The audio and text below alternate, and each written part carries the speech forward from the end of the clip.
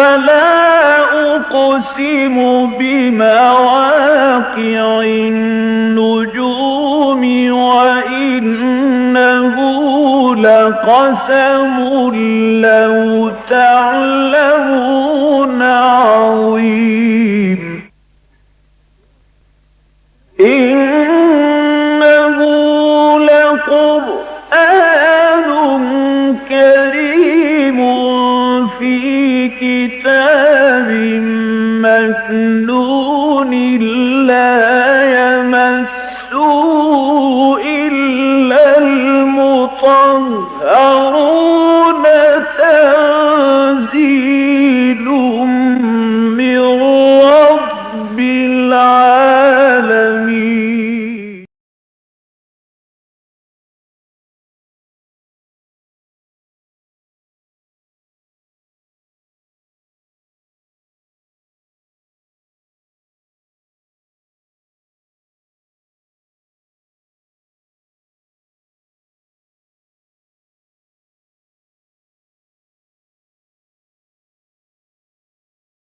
بسم الله الرحمن الرحيم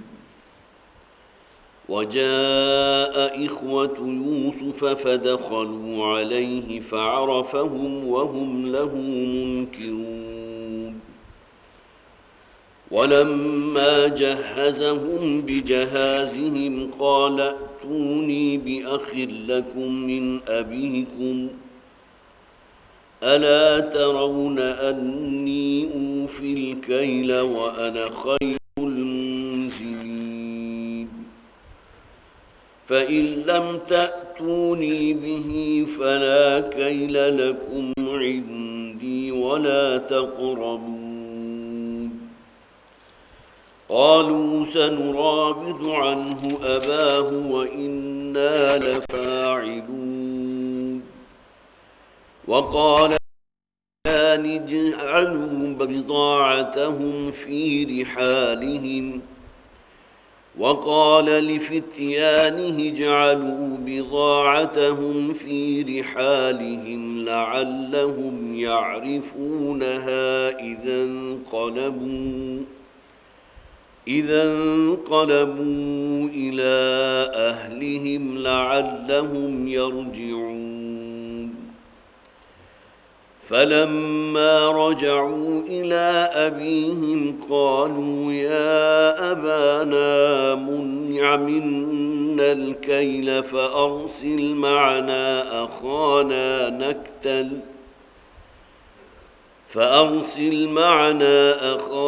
نكتل وإنا له لحافظون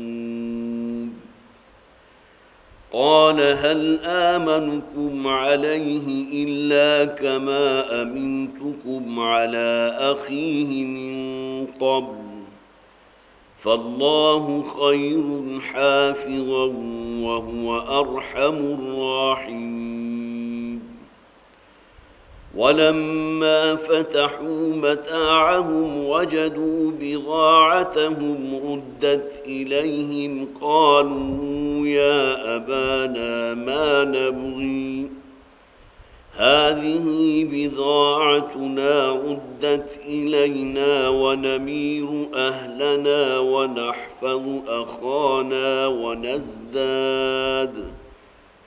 ونزداد كيل بعير ذلك كيل يسير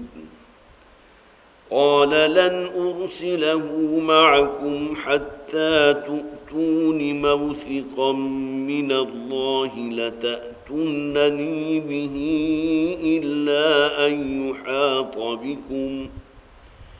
فلما أتوه موثقهم قال الله على ما نقول وكيل وقال يا بني لا تدخلوا من باب واحد وادخلوا من أبواب متفرقة وما أغني عنكم من الله من شيء إن الحكم إلا لله علیہ توکلت وعلیہ فلیتوکل المتوکلون ولما دخلوا من حيث أمرهم أبوهم ما كان يغني عنهم من الله من شيء إلا حاجة في نفس يعقوب قضاها وَإِنَّهُ لَذُو عِلْمٍ لِّمَا عَلَّمْنَاهُ وَلَكِنَّ أَكْثَرَ النَّاسِ لَا يَعْلَمُونَ صدق اللہ العظیم رب اشرح لي صدری ويسر لي أمری واحلل عقدة من لسانی يفقهوا قولی اللهم ألهمنا رشدنا واعصمنا من شرور أنفسنا اللهم ألهمنا رشدنا واعصمنا من شرور أنفسنا آمین یا رب العالمین۔ اس سورہ مبارکہ کے ہم نے 7 رکوع مکمل کر لیے تھے پچھلی مرتبہ۔ جو آخری حصہ ہمارے زیر مطالعہ تھا پھر اس کو ذہن میں دوبارہ تازہ کر لیجئے کہ حضرت یوسف علیہ السلام کو جو پس زندہ ڈال دیا گیا تھا اور ان پر جرم یہ قائم کیا گیا تھا کہ انہوں نے عزیز مصر کی بیوی کے ساتھ زیادتی کی کوشش کی۔ معاملہ اگرچہ بالکل الٹ تھا، لیکن یہ کہ جس کے لیے ہم الفاظ پڑھ چکے ہیں کہ عزیز مصر نے کہا تھا اپنی بیوی سے مخاطب ہو کر کہ یہ تمہارا چلتر ہے، تمہاری چال ہے، ان کیدکن عظیم، اور تم عورتوں کے جو چلتر ہوتے ہیں اور جو چالیں ہوتی ہیں وہ بہت گہری ہوتی ہیں۔ لیکن بہرحال حضرت یوسف علیہ السلام پس زندہ ڈال دیے گئے۔ اس کے بعد اس میں 7 یا 9 برس جو ہے اسی کیفیت میں رہے۔ اسی دوران میں وہ 2 قیدی آئے جنہوں نے اپنا ایک خواب بیان کیا تھا، تفصیل کا وقت نہیں ہے، جو حضرات بھی موجود تھے ان کے ذہن میں تازہ ہوگا۔ حضرت یوسف علیہ السلام نے اس کی تعویل بیان فرما دی، اور جو تعویل کی عین اسی کے مطابق فیصلہ ہو گیا کہ جس شخص کے بارے میں حضرت یوسف نے کہا تھا کہ اسے سولی دے دی جائے گی، اسے سولی دے دیا گیا، اور جس کے بارے میں حضرت یوسف علیہ السلام نے کہا تھا کہ اس کی نجات ہو جائے گی اور واپس اپنے آقا اور اپنے مالک کی خدمت میں حاضر ہوگا۔ یہ دوسرا شخص جو تھا وہ مصر کے بادشاہ کا ساقی تھا، شراب پلانے والا۔ اس میں بہت سا عرصہ گزر گیا۔ حضرت یوسف نے اس شخص سے کہا تھا کہ جس کو نجات ملنے والی تھی کہ ذرا اپنے بادشاہ کے سامنے، اپنے مالک کے سامنے، آقا کے سامنے میرا ذکر بھی کرنا کہ مجھے جو ناکردہ گناہوں کی سزا دی جا رہی ہے تو اس کی تحقیق ہونی چاہیے۔ اسی دوران اس بادشاہ نے ایک خواب دیکھا جس کا ذکر ہم نے پچھلی مرتبہ جو آیات پڑھی تھی اس میں تفصیل سے آیا کہ 7 بہت ہی دبلی پتلی گائیں ہیں کہ جو بہت موٹی گاؤں کو کھا رہی ہیں، اور اسی طرح 7 خوشے وہ ہیں گندم کے ہیں یا کسی فصل کے جو بڑے سرسبز ہیں، تر و تازہ ہیں، اور 7 وہ ہیں کہ جو بالکل خشک ہو چکے۔ حضرت یوسف علیہ السلام نے اس کی تعویل بتا دی۔ نتیجہ یہ نکلا کہ اب یہ شخص کہ جس کو نجات مل گئی تھی اپنے جب بادشاہ کے پاس گیا ہے اور جا کر یہ تعویل بیان کی، اور ساتھ ہی حضرت یوسف علیہ السلام کا بھی ذکر کیا کہ ایک شخص ہے کہ جو اس وقت قید خانے میں موجود ہے، اور پھر یہ کہ اس کی سیرت و کردار کا یہ معاملہ ہے، اس کی ذاتی شرافت اور نجابت کا یہ معاملہ ہے، انتہائی راست باز انسان، ایھا الصدیق کے الفاظ ہیں۔ یہ شخص جب وہ جیل میں آیا ہے اس خوابوں کی تعبیر معلوم کرنے کے لیے جو بادشاہ نے دیکھے تھے، تو یوسف ایھا الصدیق، یوسف جو انتہائی سچے ہو، اور صدیق کا لفظ جو ہے صرف راست بازی کے لیے نہیں آتا بلکہ جو اپنے کردار میں بھی کھرا ہو، سیرت و کردار کے اعتبار سے بھی انتہائی اونچی عظمت کا حامل شخص۔ بہرحال اس کا نتیجہ کیا نکلا کہ بادشاہ نے کہا کہ اب اس کو یہ بات جو ہے حضرت یوسف علیہ السلام نے جو تعویل بیان کی تھی بڑی دل لگی محسوس ہوئی، اور اسے معلوم ہوا کہ یہ بات تو بالکل صحیح لگ رہی ہے۔ لہذا اس نے کہا کہ اس شخص کو فوراً میرے پاس لاؤ، اس لیے کہ میں اسے اپنے لیے خاص کر لوں گا، اپنا مشیر خاص بناؤں گا۔ اب جب یہ کوئی جو بھی جس کو اس شخص کو بھیجا، اپنے ساقی کو بھیجا یا کسی اور ایلچی کو بھیجا، جب یہ پہنچا ہے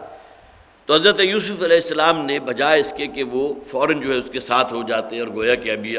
7 یا 8 برس بیت چکے ہیں، اس زندانی کی کیفیت میں اس سے نجات مل رہی ہے، بلکہ یہ کہ انہوں نے کہا ارجع الی ابی کا، اپنا جو بھی تمہارا الی ربی کا، اپنے بادشاہ کے پاس، اپنے مالک کے پاس واپس لوٹ جاؤ، اور پہلے جا کر اس بات کو کلیئر کرو کہ مجھ پر جو جرم لگا تھا، جس کی سزا میں مجھے یہاں قید کر دیا گیا، اس کی حقیقت کیا تھی، جو پچھلی مرتبہ ہم پڑھ چکے ہیں۔ حضرت یوسف علیہ السلام گویا کہ اس حوالے سے، اور میں نے وہ حدیث بھی آپ کو سنائی تھی کہ جو صحیحین کی روایت ہے، اور اس میں نبی اکرم صلی اللہ علیہ وسلم نے فرمایا لو لبثت فی السجن ما لبث یوسف لاجبت الداعی، کہ اگر میرا معاملہ کہیں ایسا ہوتا اور میرے پاس کوئی ایلچی آتا اور وہ ساتھ چلنے کو کہتا تو میں اتنا عرصہ اس جیل میں گزارنے کے بعد فوراً اس ایلچی کے ساتھ ہو جاتا۔ گویا کہ اس میں حضرت یوسف علیہ السلام کی عظمت کا بھی حضور نے بیان فرمایا کہ ان کی جو شخصیت تھی اور جس طرح انہوں نے پہلے اپنے آپ کو اس الزام سے بری کرانے کے لیے جو ہے اس کا کہا ہے کہ پہلے مجھے بری کیا جائے۔ اس میں اس ایک درجے میں جیسا کہ میں نے عرض کیا تھا نبی اکرم صلی اللہ علیہ وسلم کی جو تواضع اور انکساری ہے اس کا بھی ظہور ہے، اس لیے کہ حضور نے اپنی ایک حدیث میں فرمایا تھا کہ مجھے یونس ابن متیٰ پر بھی فضیلت نہ دو۔ حالانکہ انبیاء اور رسول میں حضرت یونس علیہ السلام وہ تھے کہ جن سے ایک اجتہادی معاملے میں جو ہے ایک غلطی کا، جسے آپ غلطی تو نہیں کہیں گے لیکن یہ کہ ایک درجے میں کہ جو درجہ کمال ہونا چاہیے تھا عزم اور ارادے کے حوالے سے کہ جب تک اللہ تعالیٰ کی طرف سے اذن خصوصی نہ آ جائے اپنی قوم کو چھوڑ کر نہیں جا سکتے تھے، لیکن یہ کہ اسی غیرت دینی کے اندر، حمیت حق کے اندر جو ہے اپنی قوم کو چھوڑ کر چلے گئے، نتیجتاً پھر اللہ تعالیٰ کی طرف سے اس دنیا میں بھی ایک درجے میں جو ہے ان کے اوپر ایک سختی کا معاملہ آیا اور پھر وہ مچھلی کے پیٹ میں رہے۔ یہ حضرت یونس ہے، یونس ابن متیٰ، متیٰ اس شہر کا نام تھا کہ جہاں کے رہنے والے تھے۔ تو نبی اکرم صلی اللہ علیہ وسلم نے اپنے بارے میں فرمایا کہ مجھے یونس ابن متیٰ پر بھی فضیلت نہ دو، اور یہاں بھی حضرت یوسف علیہ السلام کے اس عزم کو کہ جب تک مجھے اس الزام سے بری قرار نہیں دیا جائے گا میں یہاں جیل سے جانے کو تیار نہیں ہوں، تو حضور کے وہ الفاظ میں نے ابھی آپ کو سنا جو صحیحین میں موجود ہیں۔ اس کے بعد بہرحال معاملہ ہوا، حضرت یوسف آ گئے اور پھر اس بادشاہ نے جو ہے پھر اپنے لیے گویا کہ اس نے کہہ دیا استخلصہ لنفسی، کہ میں اس کو اپنے لیے خاص کر لوں گا، مشیر خاص بنا دوں گا۔ اس کے بعد بائبل کے اندر یہ ہے کہ پھر انہوں نے باقاعدہ مشاورت کی ہے اپنے جو بھی درباری ہوتے تھے، اور بالآخر یہ جو ہے یہ بات طے کر دی گئی کہ حضرت یوسف کو اب یہاں کا اختیار دے دینا چاہیے، اس لیے کہ جو فہم و ذکا ان کے اندر موجود ہے، جس درجے کی مہارت موجود ہے اور جس درجے میں ان کے اندر معاملہ فہمی موجود ہے، تو یہ ہمارے اس ملک کے جو ہے معاملات کو بہت اچھے طریقے سے سنبھال سکتے ہیں۔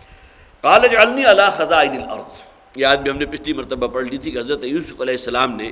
پھر گویا کہ اپنی طرف سے جب ان کے بارے میں یہ فیصلہ ہونے لگا کہ اب آپ کو ہم اختیار دے رہے ہیں، تو حضرت یوسف نے کہا کہ مجھے زمین کے خزانوں کے اوپر نگران قرار دے دیا جائے، نگران بنا دیا جائے۔ میں نے عرض کیا تھا کہ یہاں صرف زمین کے خزانے سے مراد وہ معدنیات نہیں ہیں کہ جو زمین سے برآمد ہوتی ہیں، یا وہ فصلیں، یا وہ جو معاملہ زراعت کا ہے، بلکہ یہ کہ یہاں ملک کے کلی اختیارات۔ اور یہاں میں نے آپ کو تورات کا وہ قول بھی سنایا تھا کہ فرعون نے یوسف سے کہا کہ میں نے پورے مصر کی حکومت تمہیں بخش دی، اور اپنی انگشتری اتار کر یوسف کی انگلی میں ڈال دی۔ گویا کہ اس بات کی علامت تھی، جس طرح عام طور پر ہوتا ہے کہ اپنا تاج اگر اتار کر کسی دوسرے کے سر پر رکھ دیا جائے تو گویا کہ جو اختیارات میرے پاس تھے آج سے ان اختیارات کے مالک تم ہو۔ یہی معاملہ حضرت یوسف علیہ السلام کے ساتھ کیا کے ساتھ بادشاہ نے کیا کہ اپنی انگشتری گویا کہ پہنا دی۔ یہ شاہی انگشتری تھی، اب گویا کہ اختیار جو ہے ان کے پاس ہے، یوسف کے پاس ہے، کہنے کو میں تو بادشاہ ہوں، اس لیے کہ نسلاً وہ بادشاہت چلی آ رہی ہوگی، لیکن یہ کہ بہرحال اصلاً یہاں کے گویا کہ اب یہ زمام کار جو ہے حضرت یوسف علیہ السلام کے اختیار میں ہوگی۔ یہاں ایک سوال پیدا ہوتا ہے، یہ بات پچھلی مرتبہ بیان نہیں ہو سکی تھی، اس لیے کہ ہمارے دین کی جو اصل حکمت ہے، یا نبی اکرم صلی اللہ علیہ وسلم نے جو واضح احادیث میں ارشاد فرمایا ہے کہ جس شخص نے، بلکہ یہ حدیث جو ہے حضرت عبد الرحمن ابن سمرہ رضی اللہ تعالیٰ عنہ سے جو مروی ہے اور مسلم شریف کی حدیث ہے، جس میں سے حضرت عبد الرحمن ابن سمرہ فرماتے ہیں رضی اللہ تعالیٰ عنہ کہ حضور نے ارشاد فرمایا کہ جو شخص از خود کوئی عہدہ طلب کرتا ہے، کسی شخص نے گویا کہ اپنے حب جاہ کے لیے یا اپنے حب مرتبت کے لیے یا اپنے آپ کو با اختیار بنانے کے لیے، جس میں گویا کہ اس کے نفس کی طرف سے بھی خواہش موجود تھی، جس شخص نے کوئی عہدہ طلب کیا تو اللہ تعالیٰ اس کو اس عہدے کے سپرد کر دیتا ہے۔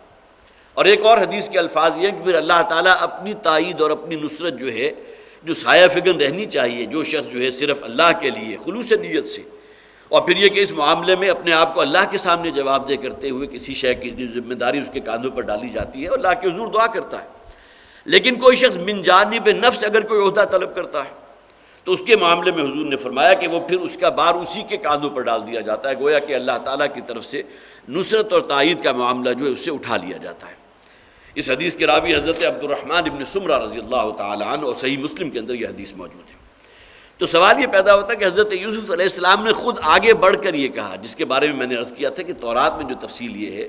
کہ مشاورت ہوئی ہے، اور اس کے بعد پھر گویا کہ حضرت یوسف علیہ السلام نے جب انہیں انتخاب دیا گیا کہ اب تمہیں انتخاب کرنا ہے اپنی ذمہ داری کا، تو انہوں نے اس ذمہ داری کو جو ہے انتخاب کیا کہ مجھے گویا کہ زمین کے جو بھی اگرچہ خزانوں کے لیے میں نے الفاظ استعمال کیے تھے کہ صرف زراعت نہیں ہے یا یہ کہ زمین کی معدنیات نہیں ہے، بلکہ یہ کہ یہاں کی زمام کار جو ہے وہ میرے سپرد کر دی جائے، اور تورات کے الفاظ بھی میں نے آپ کو سنا دیے۔ یہاں تک کا تو وہ معاملہ تھا جو ہم نے پچھلی مرتبہ پڑھ لیا۔ اب آئیے 8ویں رکوع سے شروع کرتے ہیں۔ وَجَاءَ إِخْوَةُ يُوسُفَ فَدَخَلُوا عَلَيْهِ فَعَرَفَهُمْ وَهُمْ لَهُ مُنْكِرُونَ۔ قرآن حکیم اب وہ بے جا تفصیل بیان نہیں کرتا۔ حضرت یوسف علیہ السلام گویا کہ ملک مصر کے حاکم بن گئے یا زمام کار ان کے اختیار میں آ گئی۔ اس عرصے کے دوران جو ہے وہ 7 سال بھی بیت گئے کہ جس میں بڑی خوشحالی ہوئی تھی، بڑی زراعت ہوئی تھی، زمین کے خزانے اگلے تھے، اور انہوں نے بہت پوری جسے آپ مینجمنٹ کہتے ہیں اس کی بنیاد کے اوپر ان کا تمام جو ہے اس کا معاملات کی جو ہے حفاظت کا بھی کر لیا، اور بہت کم غلہ اپنے لیے استعمال کی تاکہ آنے والے جو 7 سال جو انتہائی قحط کے 7 سال ہوں گے ان کے اندر اس کا استعمال ہو سکے۔ اب یہ پورا عرصہ گزر چکا۔ اب جب وہ قحط کے سال شروع ہوئے تو مصر کے سرزمین میں تو گویا کہ وافر غلہ موجود تھا،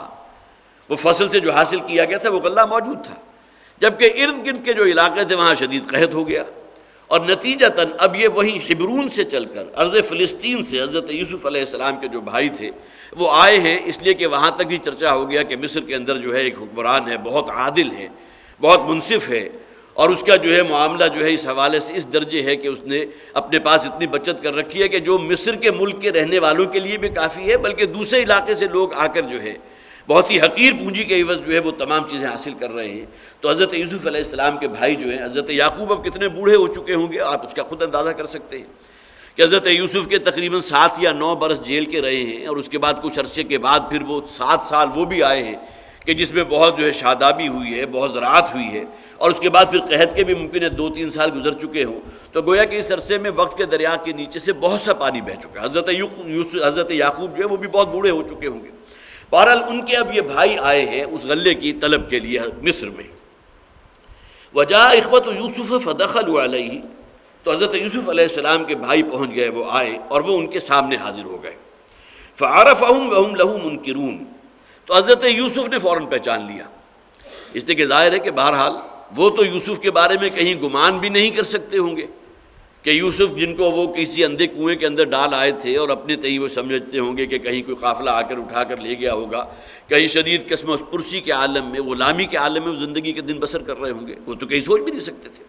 لیکن حضرت یوسف علیہ السلام نے اب ظاہر ہے کہ 11 میں سے حضرت بنیامین تو نہیں تھے لیکن 10 بھائی تو تھے، تو حضرت یوسف نے فوراً پہچان لیا۔ وَهُمْ لَهُ مُنْكِرُونَ، لیکن یہ کہ وہ بھائی جو تھے حضرت یوسف کو نہیں پہچان سکے۔ وَلَمَّا جَهَّزَهُمْ بِجَهَازِهِمْ، اب اس میں بھی ظاہر ہے کہ وہ آئے ہیں، نیگوسیشن ہوئی ہوگی۔ یہاں بھی تورات کو خاص طور پر نوٹ کیجئے، مولانا مودودی رحمۃ اللہ علیہ نے اپنی تفہیم میں تورات کا بکثرت حوالہ دیا، اور مولانا اصلاحی نے بھی تدبر قرآن میں دیا ہے کہ ان کا طریقہ کار یہ تھا کہ جب بھی کسی غیر علاقے سے کوئی بھی شخص آتا تھا تو ان کے باقاعدہ بڑے بڑے کھاتے اور رجسٹر جو ہے وہ متعین کر دیے گئے تھے، اور جو شخص بھی آنے والا ہوتا تھا وہ اپنے خاندان کے افراد کا نام بتاتا تھا اور ان کی تعداد بتاتا تھا، اور پھر یہ کہ اس حوالے سے جو ہے ان کو پھر وہ غلہ دیا جاتا تھا، اور بہت ہی کم قیمت کے عوض۔ ورنہ ہمارے ہاں جو معاملہ ہوتا ہے آپ کو معلوم ہے کہ جیسے ہی کوئی شے اگر کمیابی کی نظر ہو گئی تو قیمتیں کہیں کی کہیں پہنچ جاتی ہیں، اور پھر چاہے کہ دنیا بھر میں کہیں اور نہ ہوتا ہو کہ کسی تہوار کے موقع پر عیسائیوں کے ہاں جو ہے ان کا ایسٹر بھی آتا ہے، ان کا جو ہے وہ کرسمس بھی آتا ہے، لیکن ان کے ہاں اگر آپ جا کر دیکھیں گے تو بازاروں میں قیمتیں نصف کر دی جاتی ہیں، بہت سی چیزیں فری ڈسٹریبیوٹ کی جا رہی ہیں، ان کے ہاں تو وہ معیار ہے۔ اور ہمارے ہاں کیا ہوتا ہے کہ رمضان کے آنے سے 10 دن پہلے جو ہے وہ قیمت کے اندر وہ چڑھاؤ کا معاملہ شروع ہو گیا، اور رمضان میں پیک پر پہنچ گئی، اور کوئی تہوار ہے تو اس موقع پر تو گویا کہ خود ساختہ قسم کی جو ہے وہ کمیابی اس کو کریٹ کرنے کے بعد جو ہے پھر وہ منہ مانگی قیمت وصول کرتے ہیں۔ یہ ان نحوستوں کے اندر ہے کہ جب مسلمانوں کے اندر یہ چیز نظر آتی ہے تو اس کا نتیجہ یہ نکلتا ہے، جبکہ وہ جو کافر اقوام ہیں ان کا طرز عمل آپ دیکھیے تو اس کے بالکل برعکس ہے، وہ اپنے تہواروں کے موقع پر قیمتوں کے اندر انتہائی جو ہے ریڈکشن کرتے ہیں، اس کے اندر کئی درجے میں کئی چیزیں جو ہے فری گفٹ کے طور پر تقسیم کرتے ہیں، اور ہمارے ہاں معاملہ بالکل برعکس ہے۔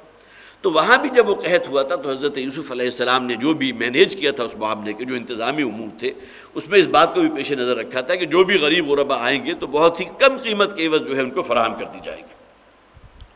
تو وَلَمَّا جَهَّزَهُمْ بِجَهَازِهِمْ، اور پھر جب ان کا وہ تمام سامان جو ہے جو بھی بار شتر غلہ تھا، اس لیے کہ بہرحال بہت سی تفسیروں نے یہ لکھا ہے کہ جتنے افراد ہوتے تھے تو ان کے سال بھر کا یا 6 مہینے کا جتنی گندم بنتی تھی، جو بھی غلہ ہوتا تھا، وہ ایک اونٹ کا بوجھ گویا کہ قرار دیا جاتا تھا اور وہ ان کے حوالے کر دیا جاتا تھا کہ اس کو لے جاؤ۔ تو ولما جہزہم بجہازہم، جب ان کا پورا سامان جو ہے تیار ہو گیا، یہاں دیکھیے جہزہم، یہ جہیز کا لفظ یہی سے نکلا جس میں تیاری کے لیے گویا کہ کسی شے کو جو ہے مرتب کر دیا جائے، تیار کر دیا جائے۔ یہ الگ بات ہے کہ تجہیز و تکفین، اس کا مادہ بھی یہ ہے جیم ہا اور زا، اس میں بھی گویا کہ کسی میت کو اپنی آخری منزل تک پہنچانے کے لیے اس کی جو تیاری کی جاتی ہے وہ تجہیز کے لیے ہے، اور تکفین اس کو کفن کے اندر لپیٹا جاتا ہے۔ تو جہیز کا لفظ بھی یہاں ہی نکلا، یہی سے نکلا ولما جہزہم بجہازہم، جب ان کا سامان پوری طرح تیار ہو گیا اور پوری طرح گویا کہ ان کی رخصتی اب عمل میں آنے لگی، قال ائتونی باخ لکم من ابیکم، تو حضرت یوسف علیہ السلام نے ان بھائیوں سے کہا، اور ظاہر یہ بات ذہن میں رکھیے کہ بھائی حضرت یوسف کو نہیں پہچان رہے تھے، حضرت یوسف خوب اچھی طرح جانتے تھے کہ اب لے کر آنا اپنے اس بھائی کو جو تمہارے والد کی طرف سے تمہارا بھائی ہے، گویا کہ تم دونوں کے والد تو مشترک ہیں۔ اس میں بھی معلوم ہوتا ہے کہ کہیں سوال جواب جب ہوا ہوگا، وہ کھاتے مرتب ہو رہے ہوں گے، تو انہوں نے ذکر کیا ہوگا کہ ہم 10 بھائی جو ہیں وہ مختلف والداؤں سے ہیں، ہماری ایک اور والدہ تھی جن سے 2 بھائی تھے، اس لیے کہ اگلی آیات میں ذکر آ جائے گا حضرت یوسف علیہ السلام کا بھی کہ ان لوگوں نے ان بھائیوں نے جو ہے ان کے اوپر ہی الزام لگایا تھا جب وہ چوری کا معاملہ ہے۔ انشاءاللہ وہ آیات آج ہمارے زیر درس آئیں گی بھی۔ تو یہ پورا ڈیٹا ان کے پاس موجود تھا، اس کی بنیاد پر حضرت یوسف علیہ السلام نے بھائیوں سے کہا کہ جس بھائی بنیامین کا ذکر تم نے کیا تھا اور رجسٹر میں اس کا نام ہم نے لکھا ہے، تو اگلی مرتبہ آؤ گے تو اس کو بھی اپنے ساتھ لے کر آنا۔ الا ترون انی اوفی الکیل، کیا تم اس بات پر گواہ نہیں ہو، یہ نہیں دیکھ رہے کہ میں پورا ماپ دے رہا ہوں، جو بار شتر غلہ ہے میں اس میں کوئی کمی نہیں کر رہا، لیکن چونکہ تمہارا وہ بھائی تمہارے ساتھ نہیں آیا، موجود نہیں ہے، تم نے کھاتے میں تو اس کا نام درج کروا دیا ہے، یا بھی میں حوالہ تورات کا دے رہا ہوں، اس لیے کہ بہرحال ایسی چیزیں کہ جس کی تورات کے اندر اگر موجود ہیں اور قرآن کا جو اصل ایسنس ہے، جو اس کا اصل روح ہے، اس کے ساتھ اس کا کوئی تصادم نہیں ہو رہا، تو اس کو قبول کرنے میں قطعاً کوئی جو ہے وہ معاملہ ایسا نہیں ہے کہ اس کو قبول نہ کیا جائے۔ الا ترون انی اوفی الکیل وانا خیر المنزلین، اور میں پھر یہ کہ مہمانوں کی خوب مدارت کرنے والا ہوں، اور جو بھی میرے پاس آیا ہے اس نے مجھ سے جو کچھ بھی کہا ہے میں نے اس کو پورا جو ہے بار شتر اس کو دیا ہے۔ فَإِن لَّمْ تَأْتُونِي بِهِ فَلَا كَيْلَ لَكُمْ عِندِي، اور اگر تم نہیں آؤ گے، اگر تم نہیں لاؤ گے اس بھائی کو، فَلَا كَيْلَ لَكُمْ عِندِي، تو پھر تمہارے لیے میرے پاس سے کوئی پیمانے نہیں ہوں گے۔ گویا کہ ان کو اگلی دفعہ لانے کے لیے پابند کرنا حضرت یوسف علیہ السلام اس کے ضمن میں یہ کہہ رہے ہیں کہ اگر اپنے اس بھائی کو لاؤ گے تو پھر بقیہ غلہ بھی میں تمہیں نہیں دوں گا، وَلَا تَقْرَبُونَ، اور پھر اس صورت میں اگر وہ بھائی تمہارے ساتھ نہ آیا تو پھر میرے قریب نہ آنا۔ گویا کہ پھر تمہیں یہاں آنے کی قطعاً کوئی ضرورت نہیں ہے، جو میں نے تم سے کہا ہے کہ اپنے اس بھائی کو جو بنیامین تھے، جو ظاہر ہے کہ چھوٹے تھے، حضرت یوسف سے بھی چھوٹے تھے، ان کو اگلی مرتبہ اپنے ساتھ لے کر آنا۔ قالوا سنراود عنہ اباہ وانا لفاعلون، تو اس پر بھائیوں نے کہا کہ ہم اس کے بارے میں اس کے والد سے، یہاں بھی دیکھیے کہ مغایرت کا انداز ہے، اس لیے کہ حضرت بنیامین کے لیے بھی ان بھائیوں کے دلوں میں کوئی محبت کے جو ہے وہ زمزمے نہیں ٹھاٹھے مار رہے تھے، بلکہ کسی درجے میں حسد تھا، اس لیے کہ آگے آ بھی جائے گا، حضرت یہ بنیامین نے ذکر کیا ہوگا جب دونوں نے آپس میں ایک دوسرے سے بیٹھے، حضرت یوسف نے اپنے آپ کو ڈسکلوز بھی کر دیا، تو اس موقع پر حضرت بنیامین نے کہا ہوگا کہ آپ کے جانے کے بعد انہوں نے یہ معاملہ میرے ساتھ کیا، یہ ظلم کیا، یہ زیادتی کی، حسد کے اندر اس درجے آگے بڑھ گئے، تمام چیزیں ہوئی ہوں گی۔ لہذا یہاں دیکھیے قالوا سنراود عنہ اباہ، ہم اس کے باپ سے، جو حالانکہ ان کے بھی باپ ہیں، والدائیں جو ہیں وہ الگ تھی لیکن یہ کہ باپ تو مشترک تھا، تو ان کے باپ سے ان کے بارے میں ہم آرزو کریں گے، ان کو لانے کی خواہش کریں گے، وَإِنَّا لَفَاعِلُونَ، اور ہمیں یقین ہے کہ ہم یہ کر گزریں گے، گویا کہ اپنے چھوٹے بھائی کو بنیامین کو اگلی مرتبہ جب آئیں گے تو اپنے ساتھ لے کر آئیں گے۔ وَقَالَ لِفِتْيَانِهِ اجْعَلُوا بِضَاعَتَهُمْ فِي رِحَالِهِمْ، حضرت یوسف نے اپنے خدمت گاروں سے، جو بھی غلام ہوں گے، جو بھی وہاں کے کارندے ہوں گے، ان سے کہا کہ ان کی جو پونجی ہے وہ ان کے اسباب میں رکھ دو، فی رحالہم، ان کے تھیلے، یا یہ کہ وہ زنبیل کے جس کے اندر وہ غلہ ڈالا گیا ہے، تو جو اس کا افزانہ انہوں نے دیا تھا، جو رقم دی تھی، جو اس کی قیمت دی تھی، جو پونجی ہوگی، اور این ممکن ہے کہ وہ اس وقت کی کرنسی نہ ہو، کسی اور اعتبار سے کوئی سونے کی ٹکڑی ہو، کوئی چاندی کا معاملہ ہو، کوئی اور شے ہو، بارگیننگ میں تو یہی ہوتا ہے، بارٹر سسٹم میں یہی ہوتا ہے، لہذا وہ چیزیں حضرت یوسف علیہ السلام نے حکم دیا کارندوں کو کہ ان کی دوبارہ ان جو ہے خرجیوں کے اندر ڈال دیا جائے جس میں غلہ موجود ہے، اللہم یعرفونہا اذا انقلبوا الی اہلہم لعلہم یرجعون، تاکہ یہ کہ وہ اس کو خوب اچھی طرح پہچان لیں اور انہیں معلوم ہو کہ یہ بادشاہ جو تھا، یہ مصر کا جو حکمران تھا، اس نے ہمارے ساتھ اس درجہ جو ہے یونیک معاملہ کیا کہ ہم نے جو چیز ان کو عوض کے طور پر پیش کی تھی تو وہ بھی انہوں نے ہمیں واپس لوٹا دی، اور تاکہ جب وہ اپنے اہل میں پہنچے، اپنے گھر والوں میں پہنچے، لعلہم یرجعون، اور پھر وہ اگلے سال پھر دوبارہ آئے۔ گویا کہ حسن سلوک کا بھی یہ ایک اور معاملہ حضرت یوسف علیہ السلام کی طرف سے ہو گیا کہ بھائیوں کو جو غلہ دیا ہے وہ اپنی جگہ، لیکن جو انہوں نے پونجی اس کے عوض دی تھی وہ بھی واپس لوٹا دی۔ فلما رجعوا الی ابیہم، اور جب یہ بھائی واپس پہنچے ہیں، اب ظاہر ہے کہ لدے پھلے آئے ہیں، تقریباً سال بھر کا 6 مہینے کا غلہ ان کے پاس موجود ہے، تو گویا کہ جو مشن لے کر گئے تھے اس میں کامیاب پہنچے۔ قالوا یا ابانا منع منا الکیل، تو انہوں نے اپنے والد سے مخاطب ہو کر کہا، ابا جان ہم سے ایک پیمانہ جو ہے، ایک بار شطر، ایک اونٹ کا جو ہے غلہ ہم سے روک لیا گیا، فارسل معنا اخانا، تو ہمارے ساتھ جو ہے ہمارے بھائی کو بنیامین کو، اس کو بھی ہمیں اگلی دفعہ جب جائیں گے غلہ لینے کے لیے، اس لیے کہ ابھی تو کوئی آثار نہیں ہے کہ یہ قحط کہیں ختم ہو سکے، قحط تو بھی چلے گا، اور حضرت یوسف علیہ السلام نے جو وہ پیشن گوئی کی تھی یا وہ تعبیر بیان کی تھی تو 7 برس جو ہے وہ شدید قحط کے آنے والے تھے۔ تو فارسل معنا اخانا، ہمارے بھائی کو ذرا ہمارے ساتھ بھیجیے گا اگلی مرتبہ، نقتل، کہ ہم اس کا بھی پیمانہ جو ہے اپنے ساتھ لے کر آئیں، وَإِنَّا لَهُ لَحَافِظُونَ، اور ہم اس کی پوری طرح محافظت کریں گے۔ اب اتنے عرصے میں ظاہر ہے وہ چھوٹے بچے تو نہیں رہے، لیکن بہرحال چونکہ تمام بھائیوں میں سب سے چھوٹے تھے تو چھوٹا بھائی جو ہے اس حوالے سے دوسروں کا تختہ مشق بنا رہتا ہے، اس کی اپنی طرف سے انہوں نے گویا کہ پہلے ہی اس بات کی ضمانت دے دی کہ ہم اس کی پوری طرح حفاظت کریں گے اور اس کو کوئی نقصان نہیں پہنچائیں گے۔ اب دیکھیے حضرت یوسف علیہ السلام نے کہا، قال هل آمنکم علیہ الا کما امنتکم علی اخیہ من قبل، حضرت یوسف نے کہا کہ کیا اس کے معاملے میں، بنیامین کے معاملے میں تم پر اسی طرح اعتماد کر لوں جس طرح میں نے تم سے اس کے بھائی کے معاملے میں تم پر اعتماد کیا تھا۔ اب لوٹ جائیے پیچھے کی طرف، کوئی تقریباً 20-22 برس پہلے کا واقعہ ہوگا، لیکن یہ کہ حضرت یوسف، حضرت یعقوب علیہ السلام کی تو دل پر کندھا ہے، حضرت یوسف سے جو محبت تھی، اور ظاہر ہے کہ اس کے بعد کے لمحے یہ اگرچہ نبی اور رسول تھے اللہ کی طرف سے، عین ممکن ہے کہ حضرت یعقوب علیہ السلام کو اس بات کا اطمینان اللہ تعالیٰ کی طرف سے دلا دیا گیا ہوگا کہ وہ ہلاک نہیں ہوئے، وہ کہیں ضائع نہیں ہوئے، اور ان قریب جو ہے واپس پہنچ جائیں گے، لیکن بہرحال جدائی تو ہے، مفارقت تو ہے، اور اس کی وجہ سے ان کی آنکھیں جو ہیں وہ شدت غم سے، جیسے کہ آگے آیات آ بھی جائیں گی کہ وہ جو ہے سفید ہو گئی تھی، بینائی زائل ہو گئی تھی، یہ تمام کیفیات تھیں ان کی۔ تو حضرت یعقوب نے کہا کہ وہ واقعہ یاد آ گیا 20-25 برس پہلے کا کہ یوسف کے معاملے میں بھی میں نے تمہارے کہنے پر اعتماد کیا تھا اور اسے تمہارے ساتھ بھیج دیا تھا، اور اس کے بعد کا دن اور آج کا دن، اس کے بعد یوسف کا کچھ پتہ نہیں چلا، تو کیا بنیامین کے معاملے میں بھی میں تم پر اسی طرح اعتماد کر لوں؟ فاللہ خیر حافظا وهو ارحم الراحمین،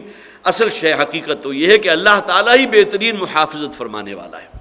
ان الفاظ کے اندر بھی گویا کہ بین السطور یہ بات موجود ہے کہ حضرت یوسف علیہ السلام کو اللہ تعالیٰ کی طرف سے یہ تسلی دے دی گئی تھی کہ حضرت یعقوب کو کہ حضرت یوسف ابھی زندہ ہیں اور زیادہ دیر کی بات نہیں ہے کہ ان کی آپ سے ملاقات ہوگی، لیکن وہ جدائی کا غم جو ہے وہ تو اپنی جگہ موجود ہے۔ فاللہ خیر حافظ، یقیناً اللہ تعالیٰ جو ہے وہ بہترین محافظت فرمانے والا ہے، وہو ارحم الراحمین، اور وہ رحم کرنے والوں میں سب سے بڑھ کر رحم فرمانے والا ہے۔ ولما فتحوا متاعهم، اب جب انہوں نے اپنا ساز و سامان کھولا اور ان میں ان خرجیوں کو بھی کھولا جس کے اندر غلہ موجود تھا، وجدوا بضاعتهم ردت الیہم، تو انہوں نے اپنی وہ پونجی واپس پا لی ہے، وہ دیکھا کہ کھولنے کے بعد کہ وہ پونجی، وہ رقم جو ہم نے دی تھی وہ تو اس میں موجود ہے، وہ غلہ بھی دے دیا گیا اور وہ رقم بھی واپس کر دی گئی، ردت الیہم، جو ان کو واپس لوٹا دی گئی ہے۔ قالوا یا ابانا ما نبغی، اس پر انہوں نے فوراً اپنے والد سے کہا کہ ہمیں اور کیا چاہیے، اس سے بڑھ کر کسی شخص کا انعام اور احسان ہو سکتا ہے؟ آپ نے کسی سے کوئی شے خریدی ہے اور وہ آپ کو پسند تھی، اس نے آپ کو دے دی، اور بعد میں یہ جو خریدار تھا جس نے آپ سے پیسے لیے تھے اس نے پیسے بھی آپ کو لوٹا دیے، یہ معاملہ ظاہر ہے کہ نہیں؟ حضرت عثمان رضی اللہ تعالیٰ عنہ، میرا ذہن فوراً منتقل ہوا، حضرت علی رضی اللہ تعالیٰ عنہ کا جب نکاح ہوا تھا تو حضور نے سوال کیا تھا کہ مہر کے لیے تمہارے پاس کچھ ہے یا نہیں؟ تو حضرت علی نے جواباً ارشاد فرمایا تھا کہ میرے پاس تو کچھ نہیں ہے، ہاں ایک ذرہ موجود ہے، اور پھر یہ کہ اس کو تو حضرت نبی اکرم صلی اللہ علیہ وسلم نے حضرت علی سے کہا کہ اس کو سیل کر دو، بیچ دو، تو حضرت عثمان رضی اللہ تعالیٰ عنہ نے وہ ذرہ خرید لی تھی، اور اس کے بعد پھر گویا کہ وہ رقم بھی حضرت عثمان نے واپس حضرت علی کو لوٹا دی تھی، گویا کہ یہ ان کی طرف سے کمال درجے کا ایک احسان کا معاملہ تھا، وہ ذرہ بھی لوٹا دی، اس لیے کہ حضرت اس کو خریدنے کے بعد جو ہے پھر حضرت عثمان رضی اللہ تعالیٰ نے وہ ذرہ واپس لوٹا دی۔ یہی معاملہ حضرت یوسف نے کیا کہ وہ غلہ بھی دے دیا گیا اور وہ جو بھی اناج تھا وہ بھی دیا گیا، اور پھر یہ کہ ساتھ وہ رقم بھی واپس لوٹا دی۔ قالوا یا ابانا ما نبغی، اس پر بھائیوں نے کہا کہ ابا جان ہمیں اور کیا چاہیے، ھذہ بضاعتنا ردت الینا، یہ دیکھیے ہماری پونجی جو ہے یہ ہمیں واپس کر دی گئی ہے، وہ غلہ بھی ہمارے پاس موجود ہے، وَنَمِيرُ أَهْلَنَا وَنَحْفَظُ أَخَانَا، اب جب ہم جائیں گے تو ہم اپنے اہل کو گویا کہ ان کے لیے اور رسد لے کر آئیں گے، اور یہاں مراد کون ہے؟ حضرت بنیامین، کہ اب ان کو ساتھ لے کر جائیں گے تو ہم ان کا بھی گویا کہ بار شتر غلہ اور اناج لے کر آئیں گے، وَنَحْفَظُ أَخَانَا، اور اپنے اس بھائی کی ہم پوری طرح محافظت کریں گے، وَنَزْدَادُ كَيْلَ بَعِيرٍ، اور پھر یہ کہ ایک اونٹ کا بار جو ہے مزید لے کر آئیں گے، جو پچھلی مرتبہ جس سے ہم محروم کر دیے گئے اس لیے کہ بنیامین ہمارے ساتھ نہیں تھے، ذالک کیل یسیر، یہ تو معاملہ بہت آسان ہو جائے گا، گویا کہ آپ صرف اجازت دے دیجئے کہ بنیامین کو ہم اپنے ساتھ لے جائیں، تو اس کا نتیجہ کیا نکلے گا کہ ایک پورا اونٹ کا غلہ جو ہے جو اس کی پشت پر آئے گا وہ ہم اپنے ساتھ واپس لے کر آئیں گے۔ قال لن ارسلہ معکم حتی توتونی موثقا من اللہ، حضرت یعقوب علیہ السلام نے فرمایا کہ میں تو اس کو اس وقت تک تمہارے ساتھ نہیں بھیجوں گا، لن ارسلہ معکم حتیٰ توتونی موثقا من اللہ، جب تک کہ تم اللہ کو حاضر ناظر جان کر مجھ سے وعدہ نہ کرو، گویا کہ حتیٰ توتونی موثقا، موثق کیسے کہتے ہیں؟ میثاق، عہد،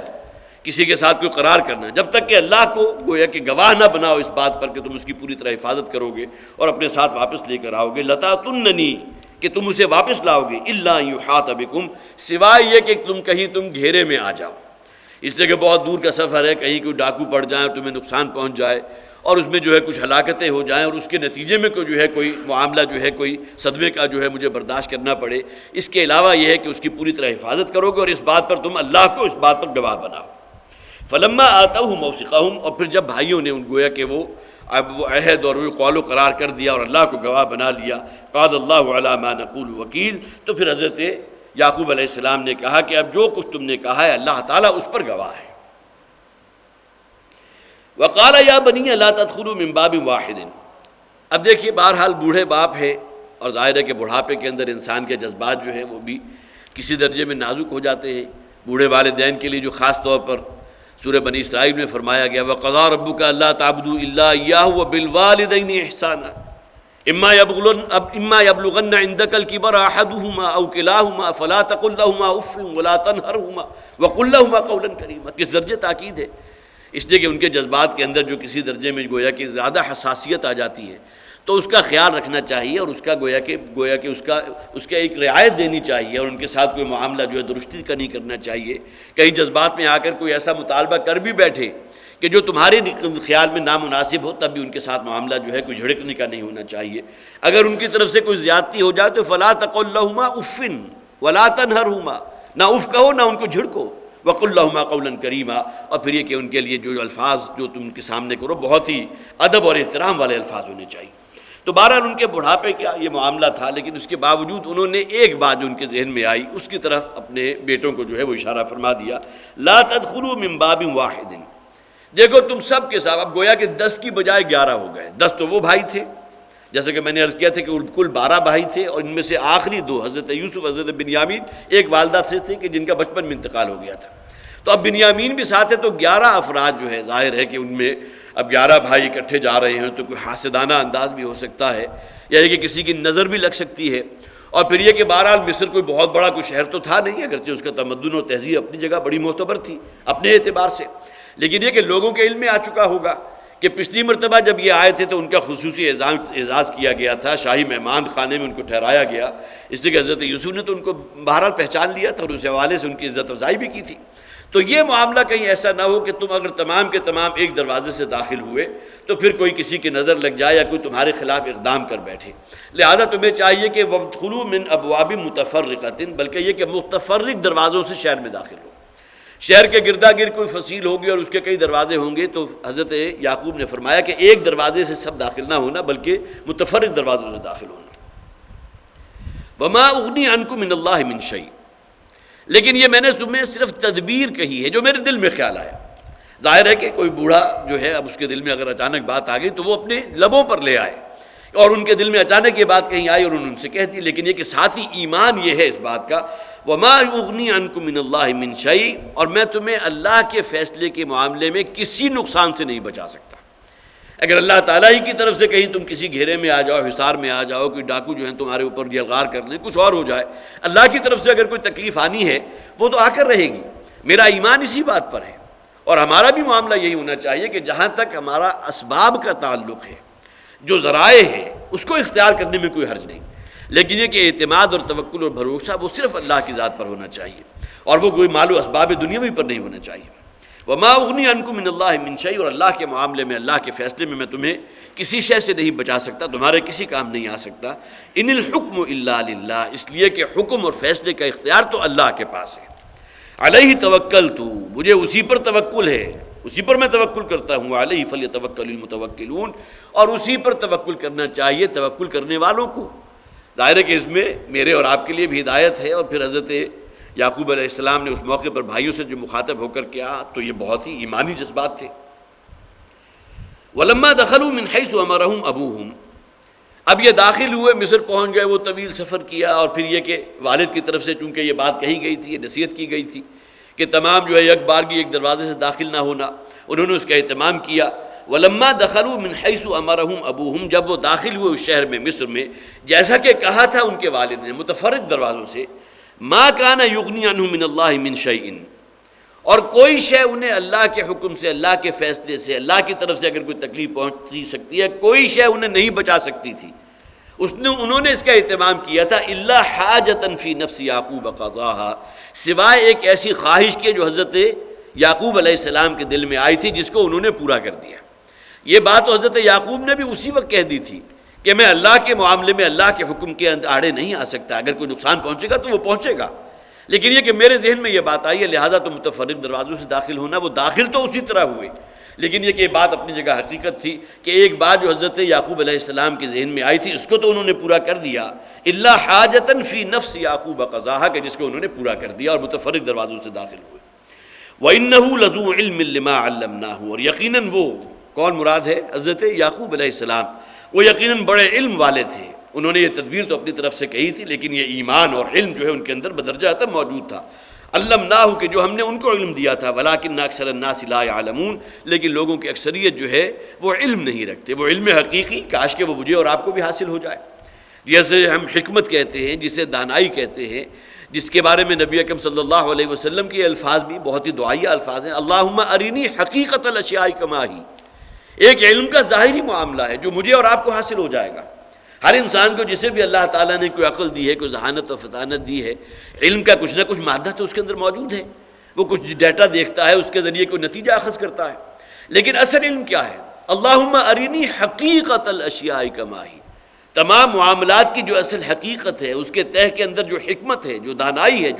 جو وزڈم ہے، جو مقصد ہے، اے پروردگار مجھے وہاں تک رسائی عطا فرما دے۔ تو وَإِنَّهُ لَذُو عِلْمٍ لِّمَا عَلَّمْنَاهُ، ہم نے یقیناً حضرت یعقوب کو بڑا علم دیا تھا، بڑے علم والے تھے۔ وَلَٰكِنَّ أَكْثَرَ النَّاسِ لَا يَعْلَمُونَ،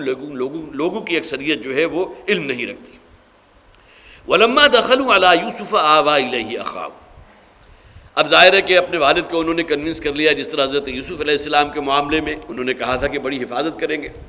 اور حضرت یعقوب نے وہ گویا کہ حلف لے لیا اللہ کو گواہ بنا کر کے تم اس کی حفاظت میں کوئی دقیقہ فروگزاشت نہیں کرو گے۔ روانہ ہو گئے اور پہنچ گئے پھر دوبارہ مصر۔ ولما دخلوا علی یوسف، اور جب دوبارہ یوسف کے پاس وہ حاضر ہوئے ہیں، وہاں داخل ہوئے، آوا الیہ اخاہ، تو حضرت یوسف علیہ السلام نے اپنے بھائی کو اپنے پاس بلا لیا۔ یہ گویا کہ یہ ایسا نہیں تھا کہ فوری طور پر وہ بھی ایک دم جو ہے وہ وان ہو گئے ہوں کہ یہ کیا معاملہ ہوا، اور فوراً حضرت یوسف ان سے بغل گیر ہو گئے ہوں۔ اس میں ابھی تھوڑا عرصہ لگا ہے، اور اس کے بعد حضرت یوسف علیہ السلام نے اپنے آپ کو ڈسکلوز کیا ہے، لیکن یہ کہ یہ معاملہ پھر بعد میں ہوا ہے۔ اس موقع پر انہوں نے گویا کہ اس حوالے سے ان کی آؤ بھگت کی ہے کہ یہ تمہارا وہ بھائی جو پچھلی مرتبہ تم اپنے ساتھ نہیں لائے تھے، تو اس کی گویا کہ اکرام فرمایا، اس کو اپنے پاس بٹھا لیا۔ آوا الیہ اخاہ قال انی انا اخوک، اب اس میں یہ بات بھی مراد ہے کہ ان کو کہیں تنہائی میں گویا کہ کوئی ایسا موقع ملا کہ حضرت یوسف نے تنہائی میں اپنے بھائی بنیامین سے کہہ دیا انی انا اخوک۔ یہاں یہ بات بھی واضح ہو رہی ہے کہ حضرت بنیامین بھی حضرت یوسف کو نہیں پہچانے، تو حضرت یوسف نے گویا کہ انہیں باور کرایا کہ میں تمہارا بھائی ہوں۔ فلا تبتئس بما كانوا يعملون، تو اب جو کچھ بھی انہوں نے تمہارے ساتھ کیا، اب اس کے بارے میں تم کسی غم میں مبتلا نہ ہو، کسی اندیشے میں مبتلا نہ ہو۔ اب یہاں گویا کہ یہ بات ظاہر ہے کہ حضرت بنیامین نے جو کچھ ان کے ساتھ بیتا ہے، اور ظاہر تنہائی میسر آئی ہوگی، اب ایسا تو نہیں ہوا کہ صبح گئے اور شام کو وہ غلہ لے کر واپس، اب اس میں کتنے دن وہاں ٹھہرے ہوں گے، شاہی مہمان خانے میں کہیں ان کو جو ہے وہ ان کو ٹھہرایا گیا، ان کی عزت افزائی کی گئی، اور خاص طور پر بنیامین کو حضرت یوسف علیہ السلام نے اپنے ساتھ تخلیے میں بھی گویا کہ اس کا وقت کا مواقع بھی آئے، اور پھر حضرت بنیامین نے وہ تمام کیفیات حضرت یوسف نے اپنے والد یعقوب کے بارے میں پوچھا ہوگا، اور تمام جو بھی خاندان والے ہیں، جس طرح ایک نیچرل ہوتا ہے، اور اس موقع پر پھر حضرت بنیامین نے کہا ہوگا کہ آپ کے جانے کے بعد اس طرح جو ہے یہ معاملہ میرے بھائیوں کے ساتھ رہا ہے، اس طرح انہوں نے مجھ پر ظلم بھی کیا ہے، مجھ سے حسد بھی کیا ہے، کوئی موقع اپنے ہاتھ سے جانے نہیں دیتے تھے کہ میرے ساتھ یہ زیادتی نہیں کرتے تھے۔ اب یہ بین السطور میں فلا تبتئس بما كانوا يعملون، اب تک جو وہ تمہارے ساتھ کرتے رہے تھے، اب آئندہ تمہیں اس کے بارے میں کسی اندیشے میں مبتلا ہونے کی ضرورت نہیں ہے۔ فلما جہزهم بجہازهم، اب پھر یہی وہی الفاظ ہے، جب ان کا وہ سامان جو ہے پوری طرح تیار ہو گیا، وہ اونٹوں کے اوپر غلہ لاد لیا گیا، اب ان کی رخصتی عمل پر آ رہی ہے، جعل السقایۃ فی رحل اخیہ، تو رکھ دیا پینے کا پیالہ، سقایا کہ جس میں جو ساقی ہوتا ہے بادشاہ کی خدمت میں شراب پیش کیا کرتا تھا۔ ظاہر ہے کہ شراب اس دور میں تو اس وقت تک حرام نہیں تھی، بلکہ آپ کے علم میں ہے کہ نبی اکرم صلی اللہ علیہ وسلم کے بھی کافی جو ہے دور نبوی میں کافی آگے جا کر شراب حرام ہوئی ہے، اور اس میں بھی تدریج جو قرآن نے اختیار کی ہے وہ اپنی جگہ ہے، لیکن یہ کہ بہرحال ساقی کا جو بھی ایک پیمانہ تھا وہ بڑا مرصع مسجع ہوگا، اور اس میں ممکن ہے کہ سونے کا ہو، چاندی کا جڑاؤ جو ہے بہت نقش و نگار ہوں گے، تو اس کے بارے میں آیا کہ جعل السقایۃ فی رحل اخیہ، کہ وہ پینے کا جو پیمانہ تھا وہ بھائی کے سامان میں رکھ دیا۔ اب ظاہر ہے حضرت یوسف علیہ السلام نے اس کا اہتمام فرمایا، اور ممکن ہے اس لیے کہ تورات میں اس کا جو کہ حوالہ مختلف تفاسیر نے دیا ہے، تو وہاں یہ الفاظ موجود ہے کہ یہ دونوں ہی کا ایک گویا کہ طے شدہ امر تھا، حضرت یوسف علیہ السلام اور ان کے بھائی بنیامین، ان دونوں نے آپس میں طے کر لیا تھا، اس لیے کہ حضرت یوسف بنیامین کو روکنا چاہتے تھے، اور اس کے لیے ظاہر ہے کہ اس دور میں اور کوئی سبب ایسا نہیں تھا کہ ان کو کس بنیاد پر روکے، لہذا ایک یہ شکل تھی کہ اس میں گویا کہ ایک ایسا معاملہ ہو جائے جسے توریہ کہتے ہیں، جو حقیقتاً ایک کذب کا معاملہ نہ ہو، جھوٹ کا معاملہ نہ ہو، لیکن معاملہ کچھ اس طرح جو ہے متشابہ کر دیا جائے، مشتبہ کر دیا جائے کہ معاملہ جو ہے کسی دوسرے نتیجے تک پہنچ جائے۔ اس میں حضرت بنیامین اور حضرت یوسف علیہ السلام دونوں ہی نے یہ گویا کہ یہ تجویز اس کے اوپر اکتفا کیا کہ ہمیں یہ طریقہ اختیار کرنا چاہیے کہ جس کے نتیجے میں حضرت بنیامین پھر جو ہے وہ حضرت یوسف کے پاس رک سکتے ہیں۔ ثم اذن مؤذن ایتها العیر، اور اس کے بعد پھر ایک پکارنے والے نے پکارا، جو بھی کارندے تھے، حضرت یوسف نے کسی سے کہا ہوگا کہ اس پیمانے کو جو ہے بنیامین کا جو غلہ ہے اس کے اندر رکھ دو، اس کی خرجی کے اندر، اور اس کے بعد پھر ایک پکارنے والے نے پکارا ایتها العیر، اب یہ قافلے والے وہاں سے رخصت ہو رہے ہیں، ان کو روک دیا گیا کہ رک جاؤ، ایتها العیر، اے قافلے والو، انکم لسارقون، معلوم ہوتا ہے کہ تمہارے اندر کوئی چور موجود ہے، تم چور ہو، اس لیے کہ تم سے پہلے یہاں یہ پیمانہ موجود تھا کہ جس میں بادشاہ کو شراب پیش کی جاتی تھی، لیکن اس وقت اچانک جو ہے وہ پیمانہ غائب ہو گیا، اور تمہارے علاوہ یہاں کوئی اور نہیں تھا، لہذا تمہارے اندر کوئی چور موجود ہے۔ قالوا اقبلوا علیہ ماذا تفقدون، اور پھر کہنے لگے اور اس کی طرف منہ کر کے ظاہر ہے کہ قافلے والوں کو جب روکا گیا اور اتنا بڑا الزام لگ گیا کہ تم چور ہو یا تمہارے اندر کوئی چور موجود ہے، تو اس کے نتیجے میں قافلے والوں نے کہا واقبلوا علیہ، ان کی طرف منہ کر ماذا تفقدون، تمہاری کیا شے گم ہو گئی، کیا معاملہ ہوا، کیوں ہمیں چور کہہ رہے ہو؟ قالوا نفقد صواع الملک، اس پر وہ انہوں نے کارندوں نے کہا کہ ہمارے جو بادشاہ کا جو پیمانہ تھا، جو جام جم تھا، گویا کہ بہت قیمتی جو ایک برتن تھا کہ جس میں بادشاہ ہمارا شراب جو ہے نوش فرمایا کرتا تھا، وہ گم ہو گیا، ابھی تھوڑی دیر پہلے یہ موجود تھا، اب نہیں ہے۔ قالوا نفقد صواع الملک ولمن جاء به حمل بعیر وانا به زعیم، اور ان کارندوں میں سے کسی نے کہا کہ جو بھی اس کو گویا کہ پیش کر دے گا، گویا کہ پہلی آپشن تو ان کو دی گئی کہ اگر تمہارے اندر کوئی چور موجود ہے تو وہ خود اس کو نکال دے اور وہ واپس کر دے، اور میں اس بات کی ضمانت دیتا ہوں، وانا به زعیم، اس بات کی ضمانت دیتا ہوں کہ اس کو اس کی واپسی کے عوض ایک بار شتر غلہ جو ہے، ایک اونٹ کا غلہ، میں اس کو اپنی طرف سے اور اس کی ضمانت دیتا ہوں، اس کو دے دیا جائے گا۔ تو اس کے بارے میں قالوا تاللہ لقد علمتم ما جئنا لنفسد فی الارض، اس پر بھائیوں نے کہا کہ خدا کی قسم ہم نہیں پاتے، ہم نہیں آئے ہیں یہاں کہ ہم زمین میں کچھ فساد پیدا کریں، ظاہر ہے کہ ہم یہاں کوئی چوری کرنے کی نیت سے تو آئے نہیں، تمہارے بادشاہ، تمہارے جو ہے ملک کا جو پیمانہ گم ہو گیا ہے تو اس میں کہیں ہمارا کوئی معاملہ نہیں ہے، ہم کوئی چوری کی نیت سے یہاں نہیں آئے، کسی جو ہے کوئی فساد کی نیت سے نہیں، وما كنا سارقین، اور نہ ہم کبھی چور رہے ہیں۔ قالوا فما جزاؤہ ان کنتم کاذبین، اس پر پھر ان کارندوں نے کہا، قالوا، اس لیے کہ یہاں حضرت یوسف علیہ السلام گویا کہ ایک طرف ہیں، وہ اعراض کر رہے ہیں، وہ خود اس معاملے میں شریک نہیں ہے، یہ پورا کا پورا معاملہ جو ہے یہ تدبیر حضرت یوسف علیہ السلام، آگے الفاظ بھی آ جائیں، کذالک کدنا لیوسف، اللہ تعالیٰ نے اس پورے معاملے کی نسبت اپنی طرف لی ہے کہ یہ خیال جو ہے، یہ جو پلاننگ تھی یا یہ تدبیر ہم نے یوسف علیہ السلام کو سکھائی تھی، اور اس میں گویا کہ ایک معاملہ توریے کا تھا کہ اس کی بنیاد پر حضرت یوسف علیہ السلام جو اپنے بھائی کو روک سکتے تھے. قالوا فما جزاؤ ان کنتم کاذبین، تو کارندوں نے کہا کہ اگر تم جھوٹے نکلے، ابھی ہم تمہارے سامان کی تلاشی لیں گے اور تمہارے سامان میں سے اگر وہ پیمانہ برآمد ہو گیا تو اب تم خود بتاؤ کہ اس کی سزا کیا ہونی چاہیے. قالوا جزاؤہ ما وجد فی رحلہ فہو جزاؤہ، اس پر قافلے والوں نے کہا کہ اس کی سزا تو اس کے سوا اور کچھ نہیں کہ جس کی خرجی سے یا جس کے اس سامان سے وہ پیمانہ برآمد ہوگا فہو جزاؤہ، تو وہ شخص اس کی جزا ہے. گویا کہ ان کے ہاں اگرچہ دین الملک جو تھا، جو الفاظ آگے آ جائیں گے، بادشاہ کا جو قانون تھا جو مصر میں اس وقت راج تھا، اس کی روح سے اگر کوئی شخص چور ہوگا تو اسے جیل بھیج دیا جائے گا. لیکن یہ کہ یہ جہاں کے رہنے والے تھے، اس لیے کہ تورات میں ایک اور واقعہ موجود ہے جس کا آخری اس رکوع کے آخری آیات میں ذکر آئے گا، انشاءاللہ وہاں تک ہم پہنچ جائیں گے، کہ جس میں یہ بات ثابت ہوتی تھی کہ ارض فلسطین یا جہاں کے یہ رہنے والے تھے، وہاں کا یہ قانون تھا کہ جس شخص کے سامان سے جو شے برآمد ہوئی اس کی قیمت کا تعین کیا گیا، اور اس کی قیمت کو پھر کیلکولیٹ کیا گیا کہ یہ کتنی قیمت بنتی ہے. اگر فرض کیجئے سونا چوری کیا تھا، کوئی اور غلہ چوری کر لیا، اس کی قیمت نکالی گئی، اور اس کے بعد وہ شخص جو چور تھا اس خاندان کے حوالے کر دیا جاتا تھا کہ اتنا جو رقم اس کی بنتی ہے، اس کے عوض تم اب یہ تمہارے پاس غلام رہے گا، اب اس سے تم بیگار بھی لو، اس سے مشقت بھی لو، اس سے اپنی کھیتی باڑی بھی کرواؤ، جو مرضی کرو. جب یہ اپنی اتنی مدت پوری کر دے کہ تمہاری وہ شے جو اس نے چوری کی تھی اس کی کفایت کر جائے تو پھر اس کو آزاد کر دیا جائے گا. معلوم ہوتا ہے کہ اس زمانے میں اس وقت یہ قانون موجود تھا، لہذا بھائیوں نے فوراً یہ کہہ دیا جس کے وہ عادی تھے کہ جس شخص کے سامان سے وہ جو ہے پیمانہ وہ سنہری اور جسے آپ مقفع کہیں گے، مسجع مقفع قسم کا پیمانہ برآمد ہو گیا تو وہ شخص حوالہ کر دیا جائے گا، اور اتنا عرصہ وہ گویا کہ ان کے پاس رہ جائے گا جب تک کہ اس کے پیمانے کی قیمت پوری نہ ہو جائے. قالوا جزاؤہ ما وجد فی رحلہ فہو جزاؤہ، تو اس پر قافلے والوں نے کہا کہ جس شخص کے سامان سے وہ پیمانہ برآمد ہو گیا تو وہی اس کی جزا ہے.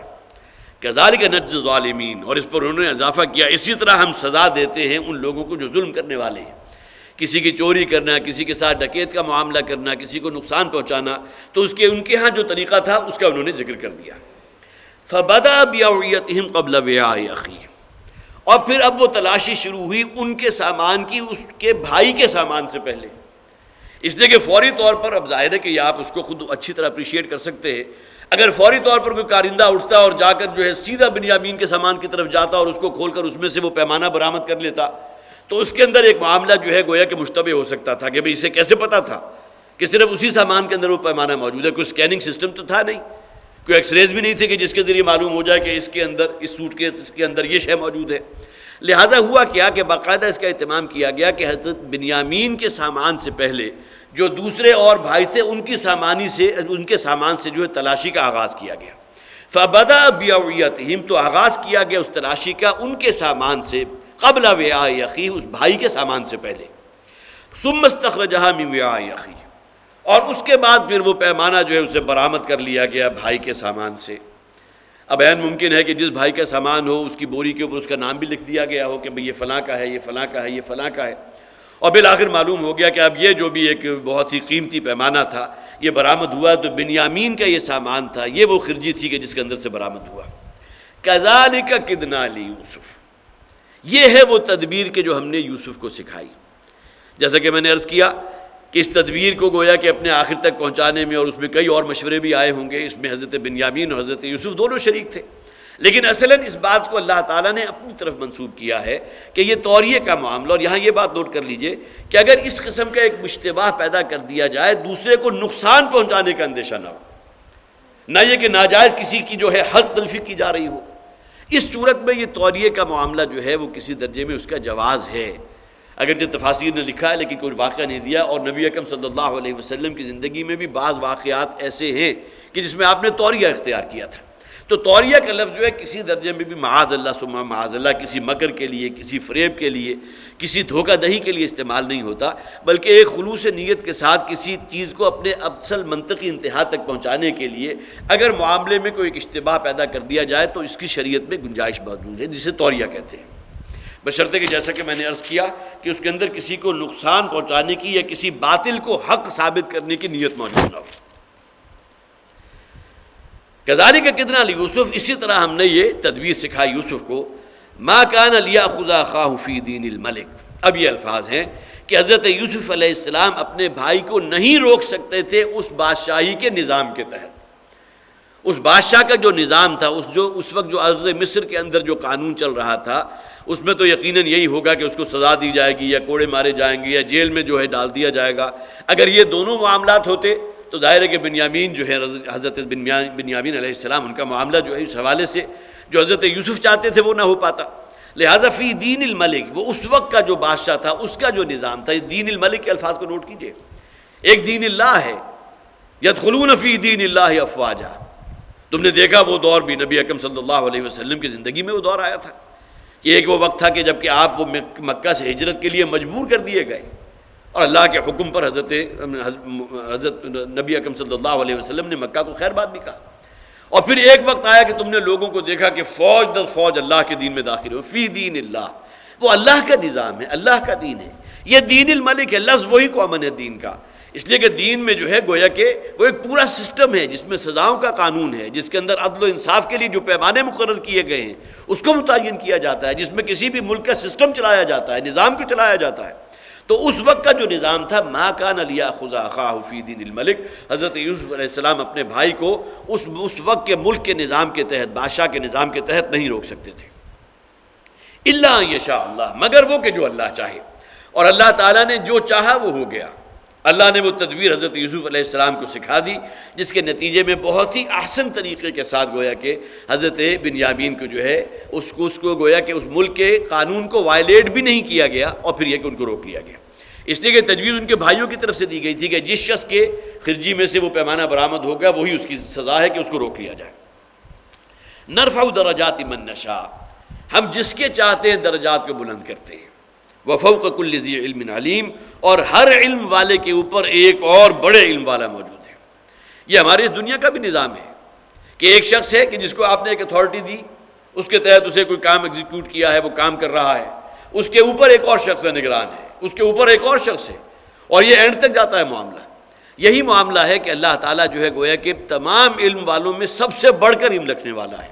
وفوق کل ذی علم علیم، اور ہر ایک علم رکھنے والا، جاننے والا، علم رکھنے والے کے اوپر دوسرا اور اس سے بالا تر علم رکھنے والے ذات موجود ہے، اور سب سے بالا تر علم اللہ کا علم ہے جو العلیم ہے. قالوا ان یسرق فقد سرق اخ له من قبل. دیکھیے اب یہ ان کے اندر، ان کی سرشت کے اندر جو ایک معاملہ جس کے لیے بہرحال گھٹیا پن کے الفاظ جو ہیں وہ شاید مناسب نہ ہو، لیکن تفاسیر کے اندر جو ہے وہ تو یہ الفاظ استعمال کیے گئے کہ بھائیوں کی یہ گھٹیا ذہنیت تھی کہ اس موقع پر بھی انہوں نے ایک ایسے واقعے کا ذکر کیا کہ جس میں کہیں بچپن میں حضرت یوسف علیہ السلام کے اوپر بھی چوری کا الزام لگا تھا. اکثر و بیشتر تفاسیر جو اس معاملے میں بالکل خاموش ہیں، لیکن یہ کہ ابن کثیر، اب ظاہر ہے کہ اس واقعے کا وہ اکثر و بیشتر جن حضرات نے بھی تفسیر ابن کثیر کا مطالعہ کیا ہو، اکثر و بیشتر جو واقعات یا احادیث جو اس کے اندر موجود ہوتے ہیں اس کا کوئی وہ حوالہ نہیں لکھتے، اس کا کوئی ذکر نہیں کرتے. یہاں بھی یہ واقعہ تو موجود ہے لیکن یہ کہ اس کا کوئی حوالہ نہیں ہے. ظاہر ہے کہ اس کا کوئی حدیث میں حوالہ ہوتا تو یقیناً، اور بعض مفسرین جو ہیں اس کا ذکر اپنی کتابوں میں کرتے، اپنی تفسیروں میں کرتے. معلوم ہوتا ہے کہ وہ اسرائیلی روایات ہیں کہ جو انہوں نے اپنی تفسیر کے اندر جو ہے نقل کر دی ہیں، اور اس کی روح سے حضرت یعقوب علیہ السلام کی ایک بہن تھی، گویا کہ حضرت یوسف کی پھپھی تھی، کہ جن کی بہت محبت تھی حضرت یوسف کے ساتھ. اور حضرت یوسف کے ساتھ جو محبت کا معاملہ صرف ان کا تو نہیں تھا، ہر شخص کا تھا. حضرت یوسف کے اندر جو معاملہ فہم و فراست کا تھا بالکل بچپنے میں، اور جو خوبصورتی تھی، نتیجتاً یہ جو حضرت یوسف کی پھپھی تھی وہ حضرت یوسف کو اپنے سے جدا نہیں ہونے دینی تھی. چونکہ بچپن میں ان کی والدہ کا انتقال ہو گیا حضرت یوسف کے، لہٰذا ان کی تولیت میں دے دیے گئے. اب جب کچھ بڑے ہوئے ہیں، 3-4 سال گزر گئے، تو حضرت یعقوب نے گویا کہ ان کو واپس لینا چاہا، تو یہ پھپھی آڑے آ گئی اور انہوں نے کہا کہ یہ نہیں ہو سکتا کہ یہ جو جتنی محبت مجھے یوسف کے ساتھ ہے میں اس کو واپس نہیں کر سکتی. تو پھپھی نے کوئی اپنی تدبیر کی تھی کہ اپنا کوئی جو ہے جسے آپ کہیے کہ کوئی زیور تھا یا کوئی کنگن تھا، وہ حضرت یوسف علیہ السلام کی طرف منسوب کر دیا کہ انہوں نے چرا لیا اور انہوں نے رکھ دیا. اور اس کے بعد پھر گویا کہ وہی قانون کہ جس نے یہ کام کیا ہوا وہ اس کی تولیت میں رہے گا. تو تفسیر ابن کثیر میں یہ موجود ہے کہ یہ وہ ہیلا اختیار کیا تھا حضرت یوسف علیہ السلام کی پھپھی نے، اور اس کا نام جو ہے وہ بھی لے آئے ہیں، گویا کہ تورات سے یا تالمود سے یہ واقعہ نقل کیا ہے. اور انہوں نے یہ اہتمام کیا تھا کہ وہ الزام جو ہے پھر وہ حضرت یوسف پر ڈال دیا گیا. اور سب کو لوگوں کو معلوم ہوگا، حالانکہ اس وقت حضرت یوسف کی عمر ہوگی کتنی، 4 یا 5 برس. اور ظاہر ہے کہ یہ عمر وہ نہیں ہوتی کہ جس کی بنیاد پر کسی شخص کو مکلف قرار دیا جائے. لیکن بہرحال چونکہ اس وقت قانون تھا، اب یہ ایک نتیجہ گویا کہ ایک یہ طوریہ اختیار کیا حضرت یوسف کی پھوپھی نے حضرت یوسف کو اپنے پاس ریٹین رکھنے کے لیے، اس لیے کہ بڑی شدید محبت ان پھوپھی کو حضرت یوسف کے ساتھ تھی۔ لیکن پھر میں عرض کر دوں کہ کسی اور تفسیر نے اس واقعے کا ذکر نہیں کیا، بلکہ صرف یہ ہے کہ انہوں نے اس کو ان کی اسی گھٹیا ذہنیت کا شاخسانہ قرار دیا ہے کہ اگرچہ کوئی شے قطعاً اپنی جگہ موجود ہی نہیں تھی، لیکن فوراً انہوں نے الزام دھر دیا، قالوا ان یسرق فقد سرق اخ له من قبل، ہاں اس نے اگر چوری کی ہے تو اس کا ایک اور بھائی تھا، حقیقی بھائی، اس کا بھائی یوسف تھا کہ جس نے اس سے پہلے چوری کی تھی۔ اب حضرت یوسف علیہ السلام کے سامنے یہ بات کہی جا رہی ہے اور بالکل ناجائز الزام جو ہے، اور انہیں معلوم نہیں کہ حضرت یوسف سامنے موجود ہیں، اور وہ یہ کہہ رہے ہیں، بھائی یہ کہہ رہے ہیں کہ اس کے بھائی نے جو ہے یہ معاملہ کیا تھا، لہٰذا یہ اگر کر رہا ہے تو کوئی شے اس سے بعید نہیں ہے، اس کا بھائی بھی یہی کام کیا کرتا تھا۔ فَأَسَرَّهَا يُوسُفُ فِي نَفْسِهِ، تو اس بات کو حضرت یوسف علیہ السلام نے اپنے جی میں جو ہے وہ چھپا لیا، گویا کہ اس کے اندر وہ جذبات غصے کے بھی پیدا ہوئے ہوں گے کہ اس بھائی کی طرف منسوب کر رہا ہے اور حوالہ دے رہا ہے اس کے بھائی یوسف کا جو میں خود ہوں کہ یہ بھی چوری کیا کرتا تھا۔ فَأَسَرَّهَا يُوسُفُ فِي نَفْسِهِ وَلَمْ يُبْدِهَا لَهُمْ، اور پھر یہ کہ ابھی اس بات کو ان پر واضح نہیں کیا۔ قَالَ أَنْتُمْ شَرٌّ مَكَانًا، اور یہ بات بھی ان سے مخاطب ہو کر نہیں کہی، بلکہ مفسرین لکھتے ہیں اپنے جی میں کہا کہ تمہارا معاملہ ابھی تک وہی کا وہی ہے، وہی گھٹیا ذہنیت تمہاری ہے، اور جو معاملات تم بچپن میں میرے ساتھ کیا کرتے تھے حسب کے جذبات کے تحت، اور جو معاملات جو ظلم و زیادتی اور جو معاملہ کرتے تھے میرے بھائی کے ساتھ، تمہاری وہ سرشت ابھی تک وہی کی ہے۔ انتم شر مکان، تم وہی تر اسی سطح پر ہو، اسی طرح وہ شرارت نفس تمہارے اندر موجود ہے۔ واللہ اعلم بما تصفون، اور اللہ تعالیٰ خوب جانتا ہے جو تم بیان کر رہے ہو۔ گویا کہ حضرت بنیامین کی طرف وہ چوری کا معاملہ جب ہو گیا اس طوریے کے نتیجے میں، تو اسے بھی منسوب کر دیا بھائیوں نے کہ اس کا ایک بھائی تھا کہ جو اسی طرح چور تھا اور یہ کام وہ بھی کیا کرتا تھا، لہٰذا اس سے بھی بعید نہیں ہے چوری اسی نے کی ہوگی۔ قالوا یا ایھا العزیز ان لہ ابا شیخا کبیرا، اب اس پر ظاہر ہے کہ فوراً انہیں خیال آ گیا، اب تک اگرچہ اس چوری کو منسوب کر دیا حضرت بنیامین کی طرف، لیکن فوراً متنبہ ہوئے کہ ہم نے تو خدا کو گواہ بنا کر، اللہ کو گواہ بنا کر عہد کیا تھا کہ اپنے بھائی کو واپس لے کر آئیں گے، لہذا فوراً جو ہے اندر وہ بات جو ہے بیدار ہو گئی۔ قالوا یا ایھا العزیز، اور اس پر کہنے لگے اے عزیز، اے بادشاہ، اور یہاں مراد کون ہے؟ دیکھیے العزیز کا لفظ یہاں حضرت یوسف علیہ السلام کی طرف آ رہا ہے، گویا کہ اس وقت زمام کار حضرت یوسف کے پاس تھی۔ یہاں بھی مولانا مودودی رحمۃ اللہ علیہ نے بڑا پیارا ایک نکتہ بیان کیا تھا کہ ایک سوال یہ پیدا ہوتا ہے کہ ایک وہ نظام کے جو کفر پر مبنی تھا، ظاہر ہے کہ حضرت یوسف جب آئے ہیں